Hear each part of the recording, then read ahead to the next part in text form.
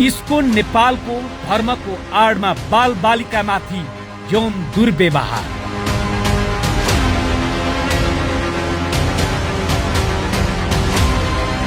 म यतिखेर काठमाडौँको बुढा नीलकण्ठ स्थित इस्कोन आश्रममा आइपुगेको छु।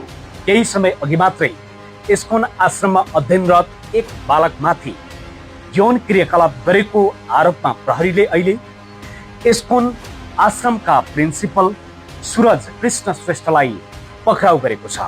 पक्राउ गरेसँगै उनलाई हिरासतमा राखेर प्रहरीले थप अनुसन्धान अघि बढाइरहेको छ। के तपाईले आफ्ना छोराछोरीहरूलाई इस्कोन नेपालमा पठाउनु भएको छ या पठाउने सोचमा हुनुहुन्छ? होशियार, नपठाउनुहोस् जहाँ धर्म होइन पाप हुने गरेको छ। धर्मको आडमा कुकर्म गर्ने गरेको सार्वजनिक भेद खुलेको छ। हो, हालै इस्कोन नेपाल भित्र कृष्णको भक्ति होइन दानवको दानवी प्रवृत्ति बाहिर आएको छ र छत्ताछुल्ल भएको छ।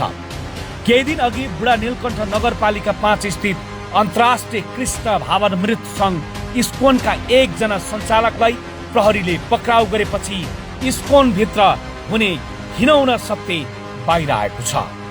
इस्कोन नेपालका सूरज कृष्ण श्रेष्ठलाई प्रहरीले पक्राउ गरेको छ।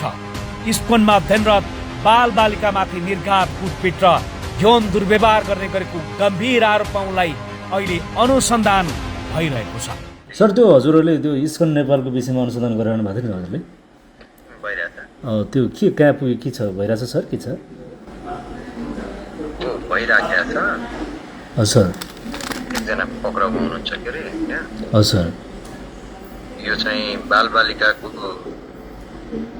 बालबालिकाको विरुद्धको कसुर सम्बन्धी मुद्दा हो। हजुर सर। हिजो 3 दिनको म्याद थप भएको छ। हामीले त्यही अन्तर्गतमा इन्भेस्टिगेसन गरिरहेका छौँ। अहिलेको अवस्था त्यही हो सर। ए के सर, त्यो पक्रा पर्ने सञ्चालक हो कि के रहेछ सर? भक्ति वेदान्त स्कुल गुरुकुल भन्छ उहाँ। भक्ति वेदान्त त्यहाँको सञ्चालक। ए सञ्चालकै हो है सर? ए भनेपछि अरू थप अनुसन्धानहरू प्रक्रियामै छ सर? प्रहरीले नियन्त्रणमा लिएर अनुसन्धान गरिरहँदा अहिले इस्कोन नेपालका सञ्चालक सबै फरार जस्तै छन्। फोन सम्पर्कमा छैनन्। रिसेप्सनको फोनमा सम्पर्क गर्दा यस्तो जवाफ आउँछ।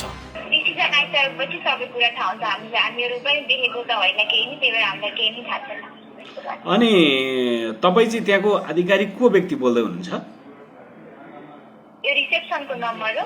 हजुर रिसेप्सनमा फोन गर्नुभएको छैन? रिसेप्सनमा हो।